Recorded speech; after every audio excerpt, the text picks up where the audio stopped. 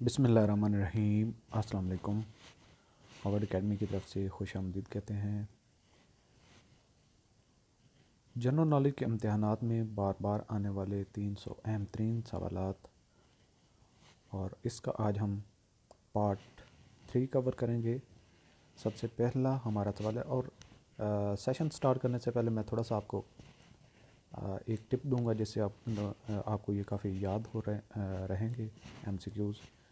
आपने ऐसे कर लेना है कि जब हम क्वेश्चन पढ़ते हैं या उसके ऑप्शंस को देखते हैं तो आपने एक अपना ऑप्शन टिक कर लेना है। तो 10 क्वेश्चन होंगे, तो आपने देखना है कि 10 में से कितने आपको आते हैं। जो नहीं आते होंगे तो उनको आपने याद करना है। जो गैस आपका ठीक लगेगा, इट्स मीन वो आपको या तो पता था या फिर काफ़ी आइडिया है।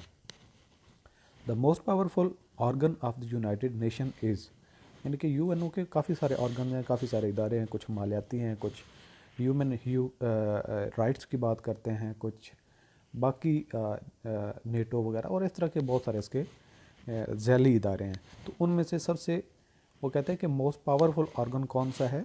आपने अक्सर जनरल असम्बली है, सिक्योरिटी काउंसिल है, सेक्रेटरीट है और national international court of justice है। ये सारे इसके इदारे हैं। आपने अक्सर इसके बारे में सुना होगा कि वेटो की पावर यूज़ हो गई है। वेटो पावर सिक्योरिटी काउंसिल में यूज़ होती है वो कंट्रीज़ जहाँ पे कोई भी जो है वो करारदाद आई जाती है और उस पर डिसीजन होता है। और अगर वेटो पावर रखने वाले ममालिक में से कोई भी उनके ख़िलाफ़ चला जाए तो वो डिसीजन रुक जाता है। लिहाजा जनरल असम्बली में तो सिर्फ जाके तकरीरें सारी हो रही होती है, आपने देखा होगा, एनुअल सालाना होती है सितंबर के महीने में। अदरवाइज़ बाकी जो सिक्योरिटी काउंसिल है ये पूरी दुनिया के सिक्योरिटी के मामलात को देख रहे होते हैं, जो मिलिट्री लेवल पे। अच्छा जी, इसका ऑप्शन ये हो गया। और इस नेक्स्ट हमारा क्वेश्चन है, the head quarter of green peas international is located इन। या आपने सुना होगा ग्रीन पीस इंटरनेशनल, ये एक इदारा है, इसका हेड क्वार्टर कहाँ पे है?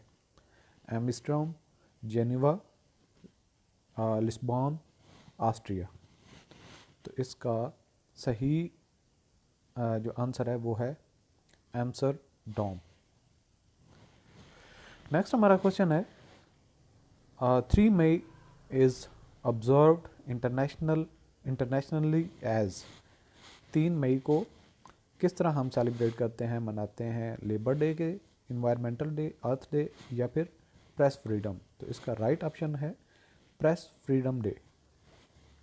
नेक्स्ट हमारा क्वेश्चन है, the capital of Canada is Tirana, Ottawa, Athens, Luxembourg. तो राइट इसका ऑप्शन है ओटावा। नेक्स्ट हमारा question, Suez canal is between. ये अक्सर सवाल आता है और इंतहाई अहम है, तो इसको आपने लाजमी तौर पे याद रखना। और इसका हर ऑप्शन कंफ्यूजिंग होता है।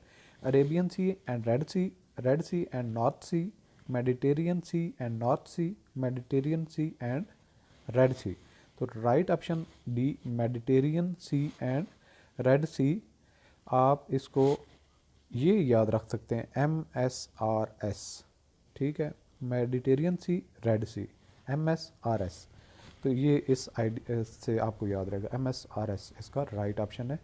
कि जो सुइज़ कनाल है, ये दो जो सी हैं उनके दरमियान में लिंक कर रही होती है, बह रही है, यानी कि एक यहाँ पे आपके पास समंदर है, दूसरा समंदर है, इनको लिंक करने वाली ये सुइज़ कनाल है। और एक मेडिटेरियन सी है, एक रेड सी है। अच्छा, the permanent secretariat of SAARC is located in. SAARC का जो परमानेंट, इसके दो सेक्रेटरीट है, लेकिन परमानेंट कहाँ पे है? वो है काठमांडू, नेपाल में। Right option.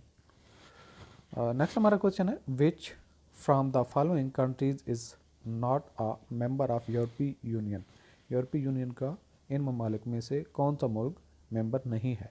नॉर्वे, आयरलैंड, माल्टा, एस्टोनिया। तो पहले तो आपको यूरोपीय यूनियन के कंट्रीज़ की एक लिस्ट याद रखनी चाहिए।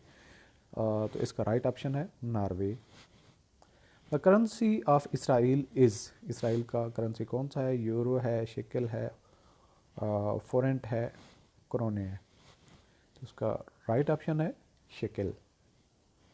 तो अब इससे याद रखें कि जिस तरीके से इसराइल में एस आता है, इसका एस से स्टार्ट होता है, तो एक मुश्तरक ये चीज़ है। और या दूसरा याद आप रख सकते हैं, इसराइल का जो नाम है वो आई से शुरू होता है और इसके जो करेंसी है वो आई से एंड होता है। तो इस तरीके से आप थोड़ा सा हिंट रखेंगे तो ईजिली आप याद रख सकते हैं। नेक्स्ट हमारा question, the largest democratic country in the world is. जमहूरी मुल्कों में से दुनिया का सबसे बड़ा मुल्क, United State, United Kingdom, China या फिर इंडिया। तो अक्सर आपने सुना होगा कि इंडिया जमहूरियत के लिहाज से दुनिया का सबसे बड़ा मुल्क है। नेक्स्ट हमारा क्वेश्चन है, the permanent secretariat of OIC is located इन। पहले हमने जो बात की थी, ये इसका परमानेंट सेक्रेटेरिएट कहाँ पे, Mecca, Medina, Jeddah, Riyadh. The permanent secretariat of OIC is in Jeddah. अब इससे याद रख सकते हैं कि ज़्यादा इन्फ्लुएंस इसके ऊपर सऊदी अरब का है, तो चूँकि जद्दा जो है ये सऊदी अरब का ही एक शहर है।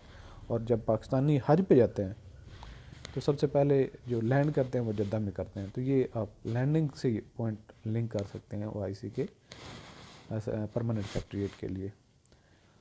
सिर्फ़ और सिर्फ आपने इन्हीं MCQs को डिपेंड नहीं करना, याद तो लाजमी करें, लेकिन मुकम्मल तैयारी जो है वो आप थारोली एक अच्छे तरीके से सारी चीज़ों को फोकस करें, बेस बनाएं, तो तभी जाके आप फेडरल पब्लिक सर्विस कमीशन या फिर बाकी जितने भी कमीशन के एग्ज़ाम हैं उन पे मेरिट पे आ सकते हैं।